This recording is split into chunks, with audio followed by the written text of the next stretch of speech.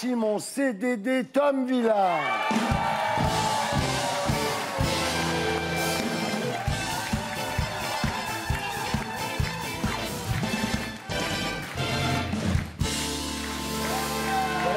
Ça va, tout va bien? Super. On a un warm-up de folie, là. Le meilleur warm-up de la saison, il faut le dire. Ah, le meilleur. On entend un très très beau plateau ce soir. On connaissait la chanteuse à la voix de velours. Notre premier invité, lui, la voix de crépi. C'est Garou, mesdames et messieurs.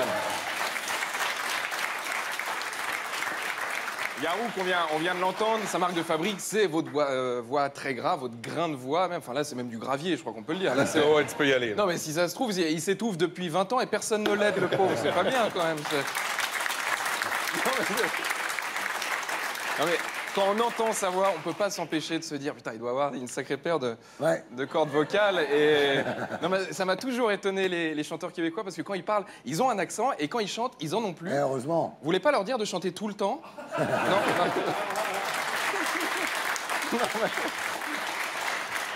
Garou qui a été jury de The Voice pendant 3 ans. Voilà, jury de The Voice, c'est le seul métier avec Stadier pour lequel tu es payé pour rester de dos. Voilà, ça c'est très bien. Mais là, cette année, vous allez représenter la fête de la musique sur France 2, qui aura lieu à Toulouse. Donc voilà, si vous nous regardez et que vous habitez Dunkerque, vous inquiétez pas, il a la voix qui porte, vous l'entendrez très bien.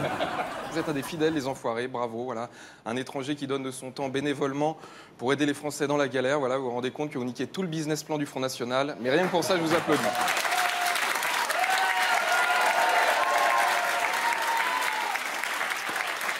Thierry, notre deuxième invité, c'est le seul du plateau à avoir tourné dans un film porno. Ah oui. Et bizarrement, je suis pas sûr d'avoir envie de le voir. C'est Frédéric Mitterrand.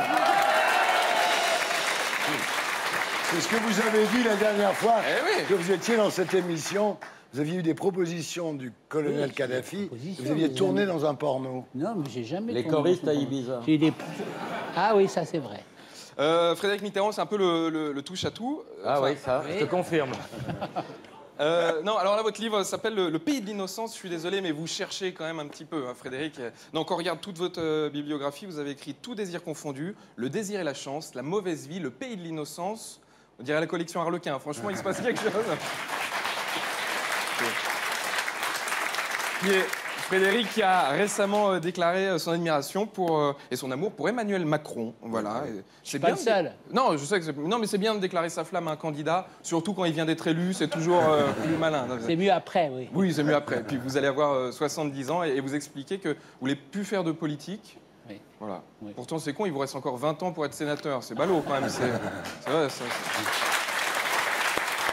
Mais Frédéric, qui est très, très coquin, parce que la dernière fois que vous étiez venu, vous nous aviez confié avoir eu des rêves érotiques avec Manuel Valls.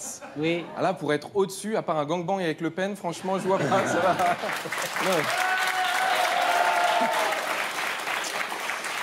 Et pour terminer, nos 2 derniers invités suivants sont millionnaires en nombre d'abonnés sur YouTube. C'est Natou et Mister V. Eh ouais.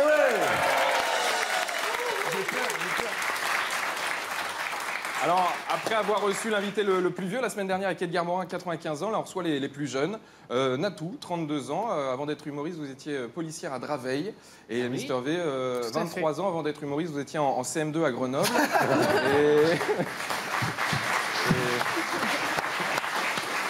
Non. Et maintenant, là, ils sortent au cinéma, ils passent de nos smartphones sur le grand écran avec le film Le Manoir. Et je suis très, très heureux pour vous parce que c'est vrai qu'on vous critiquait beaucoup, comme quoi vous faisiez beaucoup d'argent en faisant des vidéos dans votre chambre. Et maintenant, vous allez gagner beaucoup d'argent, mais au cinéma. Et ça, vous allez voir, les Français, ça les dérange beaucoup moins. Ça va faire bizarrement.